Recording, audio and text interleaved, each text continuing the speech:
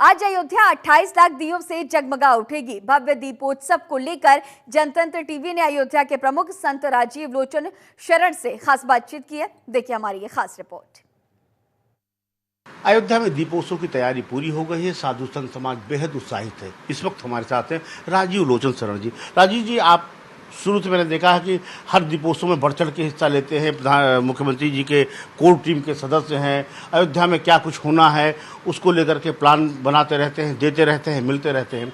अभी क्या लग रहा है कि जब राम मंदिर के में प्राण प्रतिष्ठा के बाद यह पहली दीपावली आपको कैसी लग रही है?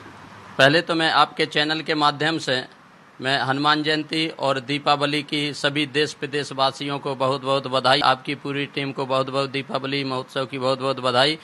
और प्रत्येक वर्ष जब से हमारी योगी सरकार आई तो तब से प्रत्येक वर्ष दीपोत्सव मनाया जा रहा है। लेकिन इस बार हमारे रामलला 22 जनवरी 2024 को अपने नूतन गर्भगृह में नूतन नए महल में विराजमान हुए। इसलिए ये दीपोत्सव अमृत महोत्सव के रूप में हम लोग मना रहे हैं। और इससे बड़ी और प्रसन्नता नहीं हो सकती कि 500 वर्ष की लड़ाई लड़ने के बाद हमारे सनातन हिंदू भाइयों की विजय हुई और रामलला अपने भव्य महल में विराजमान हुए हैं।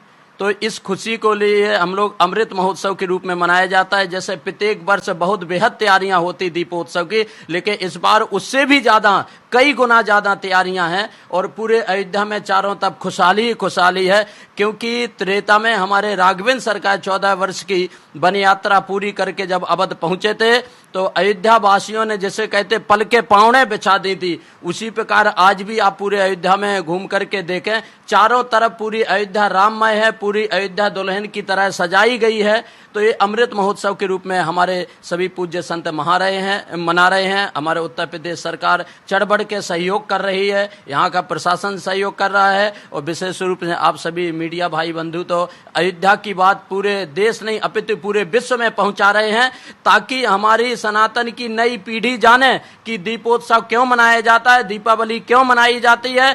क्योंकि राम राज्य की परिकल्पना से ही पुनः हमारे देश में हिंदू भाई जागृत होंगे और जिससे भाई भाई में भाईचारा बढ़ेगा, छोटों के प्रति स्नेह बढ़ेगा, बड़ों के प्रति सम्मान बढ़ेगा।